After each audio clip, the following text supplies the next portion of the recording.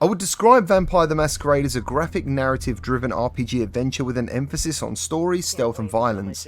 The stealth and the violence part is subjective of course because nearly every level offers you the opportunity to get through it without ever killing anyone, and I'm proud to say I've never managed this once, because murdering people in this game is way too much fun. They make it almost impossible for me to resist the urge to hurt people. Sneaking up on agents, as I said earlier, you could avoid, is way too easy when you use the abilities. You can shroud yourself in darkness, which practically makes you invisible, and then sneak up behind them and grab them. Or you can do what I really enjoy doing, is punching them in the back of the head incredibly hard and then biting their neck. And I actually physically chew every single time I bite someone on the neck. Combine this with an incredibly fun vampire lifestyle with a beautiful city to explore at night and multiple ways to approach every scenario, Vampire the Masquerade Justice is a game I think many players will enjoy. They keep me just an inch from my final death. When I get out of here, and I will get out of here, I will hunt them down, and my vengeance will be legendary.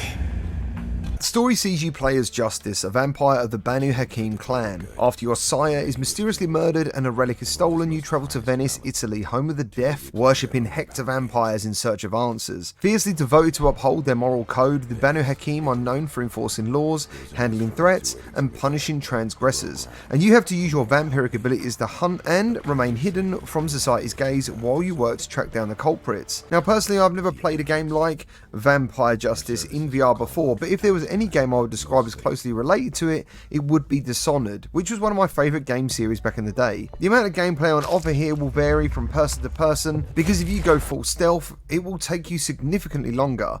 And then obviously you have the option of going loud and violent, which is definitely the fastest way to get through the game, but if you're seen, it can only take a few shots to take you down. I would estimate you're looking at around 8 hours gameplay without getting all the collectibles. These collectibles are medallions which you need to shoot with your very cool hand-drawn crossbow using corrosive arrows.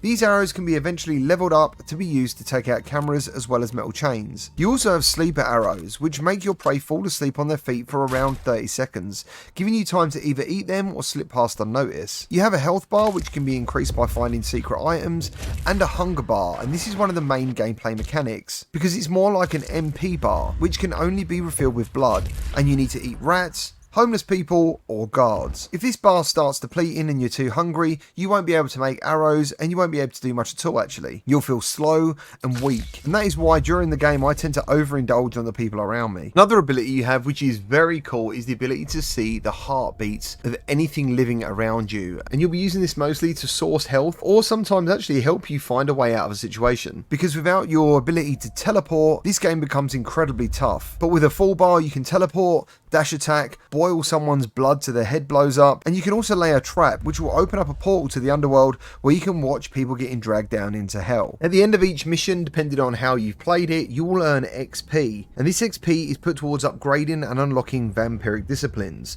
When it comes to movement, the game is pretty cool, and you will use a mixture of physical climbing, teleportation, and running, and when all combined can help traverse the world pretty quickly. It's not quite up to Assassin's Creed Nexus speed, but it's pretty quick. Touching back on the graphics, this review is entirely based on the Quest version due to access and time issues, and I was pretty impressed with the standalone version, and I can only imagine the PSVR 2 version being more impressive. If you grab this on PSVR 2, please let others know your thoughts on the game and the performance down in the comments. The music is really good and rises and falls nicely most of the time, but not all of the time, with sudden bursts when a change of situation happens. There's also some puzzle elements which I liked and found pretty unexpected, and as I said earlier, the story and the characters kept me interested throughout. When it comes to issues, some of these are technical and personal. Technically, you can sometimes be holding onto a pipe and swing the wrong way, which sees you clip out of the world momentarily. Also, the location you go to unlock abilities and spend XP sometimes leaves you in a black space, meaning you have to head back to the marker to exit and load back into the world again. And sometimes physics can play up, but it's not very often. And overall, technically, the game is in an okay shape, but I'm fully expecting a patch on day 1 or thereabouts to fix these issues.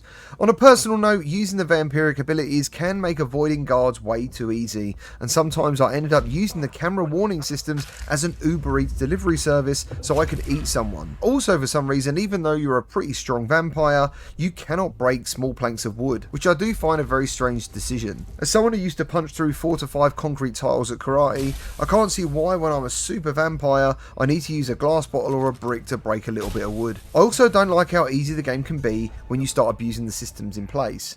But aside from those gripes, Vampire the Masquerade Justice has been incredibly fun to play, and technically I could go back and play the whole game again in a completely different way. Venice is a beautiful city to explore at night, if you can ignore the loading screens, and there is quite a few of them, but it does look visually impressive. And with multiple approaches to most scenarios, what you have here is a great game with a few minor issues, and makes it well worth the $25 or £22 this game is asking for. With this review going live a little bit early, you can still pre-order the game with a 10% discount. I actually think this game is really good. I've had a fantastic time playing this, and I hope you do too. Thank you ever so much for watching. Remember to like and subscribe, and I'll see you on the next one.